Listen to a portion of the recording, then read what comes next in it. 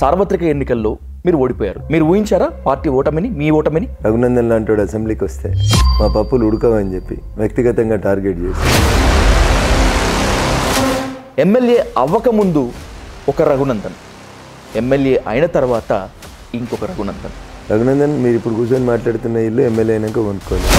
రఘునందన్ ఇప్పుడు దొరుకున్న అంగిలా కూడా ఎమ్మెల్యే అయినాక కొనుక్కునేవి కావు. రఘునందన్ చేతులు ఉన్న ఫోన్ కూడా ఇప్పుడు ఎమ్మెల్యే అయినాక కొత్తగా కొనుక్కునేది కాదు. మీరు హరీష్ రావు గారిని టార్గెట్ చేస్తారు, హరీష్ రావు గారు మిమ్మల్ని టార్గెట్ చేస్తారు. ఇవంతా పైకే మీ ఇద్దరి మధ్య లోపాయికారి ఒప్పందం ఉంది, చీకటి ఒప్పందం ఉంది. ద రోల్ ఆఫ్ జర్నలిజం ఎందుకు ఆగిపోయింది? ఎందుకు పని చేస్తలేరు? కొత్త ఏసీలలో కూర్చొని ప్రశ్నలు ఎందుకు అడుగుతున్నారు?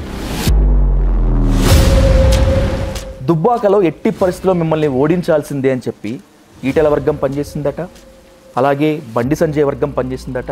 కొంతమంది తలతిక్క మంది జర్నలిస్టులు మార్ఫింగ్ చేసినటువంటి కొన్ని తప్పుడు ఆడియో. మీ పార్టీలో ఉన్న వాళ్ళందరినీ సేఫ్ గార్డ్ చేసుకుంటున్నారు బాగా, ఎక్కడ కూడా ఒక మాట అనివ్వకుండా మొత్తం తప్పు అంతా కూడా మీడియా మీద వేసేస్తూ. మీడియాలో ముసుగేసుకొని నోటుకు వచ్చినట్టు మాట్లాడాడు తప్ప.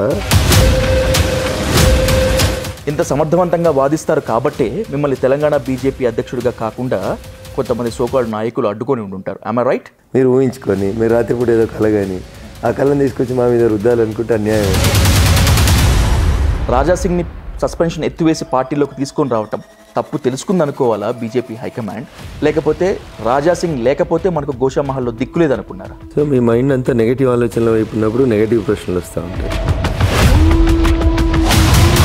చాలా ఆరోపణలు చేస్తున్నారు మీ మీద. ఇండస్ట్రియలిస్టు పారిశ్రామికవేత్తలను మొత్తానికి కూడా మీరు బెదిరించి డబ్బులు తీసుకున్నారని.